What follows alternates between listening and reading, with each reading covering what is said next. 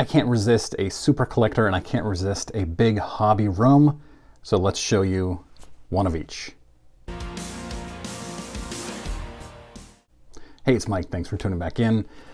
Wanted to get out this quick super collector / hobby room video because I love both of these things. And I've got a subscriber who sent me his story along with some photos of his hobby room. I wanted to go through. This is Joe, who is a subscriber, obviously. He's been collecting since the age of 7 in 1987. Big 49ers and Joe Montana fan and collector, and didn't realize until fairly recently that he had become a super collector. Well, I guess, it's a fairly recent term. And I think he's the type of guy, when he first heard it, that's when he realized, oh, that's what I am. But he is probably a super collector. He is currently in 8th place on the Joe Montana Master Set in the PSA Set Registry. There are 745 items in the Master Set. He has, at my estimate, 131 of them. He lives in Iowa, but he's met Joe twice, seen him play twice, which has got to be difficult when you live in Iowa. Slightly off topic here, when I was at the National this year in Chicago, I was going up the escalator and Joe Montana was coming down next to me with his handlers, and he seemed to be in a much bigger rush than his handlers were, but I didn't say anything to him, obviously. So Joe built a house in 2020.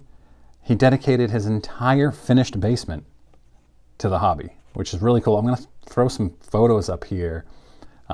My favorite thing is probably the old chairs from Candlestick that were taken out when they got rid of Candlestick. Chairs, stadium seats, whatever you call them. So I asked him, is there anything that you haven't been able to find that you would really love to have? And he said the 1979 team issued player photo of Joe Montana. It's a 5x8, black and white. So yeah, I think that's pretty cool. He can't afford numbered. I asked him, is there anything you can't afford? And he said there's one thing that's out of his normal price range, or hasn't been able to justify buying, I think.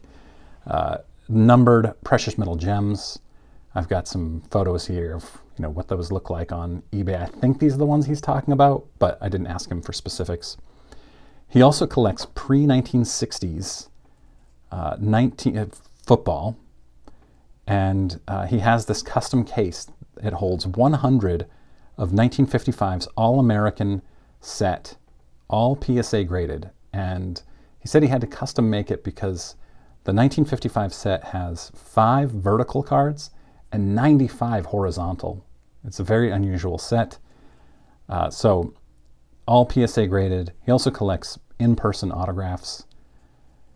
His favorite item in his collection is his 49er helmet. It was from his first time meeting Joe Montana, and his first autograph of Joe Montana, also signed by Jerry Rice, Ronnie Lott, and Roger Craig. Very cool. He says his most valuable item is his Joe Montana rookie card, autographed with Joe Montana's full name, Joseph Clifford Montana. He estimates that there are only about 1 in 25 rookie autographs where Montana signed his full name. I did find one listed on eBay, none sold, one listed on eBay for $20,000. Sorry, $10,000. I don't know why I said 20. And that one, the card is authentic, has a 10 autograph. Joe Montana charges $900 just to sign his rookie card. I thought like Derek Jeter and Mariano Rivera were expensive. Actually, I don't know what Jeter charges now that I think about it, but I think Rivera charges $300. Maybe I'm mistaken. David Ortiz does. One of the more interesting things Joe mentioned to me is that he's collecting the entire print run of the 2018 Panini Obsidian Joe Montana cards, all of them. He wants every single card of the entire print run. So if there was a number that was numbered to a card that was numbered to 100, he wants all 100 of them. He says that he is 32% of the way done. It's fascinating to me. These super collectors, I love it.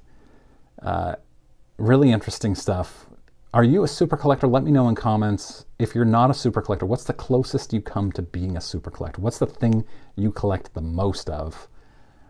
If you want to be featured in a video, I'd be happy to hear your story. I need to see pictures, and I'll probably ask you questions in return.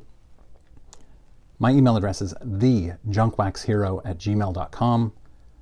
And yeah, today's Thursday, so tomorrow I will be doing an Attic Find Friday. I haven't picked one out yet, so hopefully I find one, but we'll see. I might not do one tomorrow. I don't know. I'm prepping for a big yard sale. First time I've done that in 15 years. So expecting a busy day.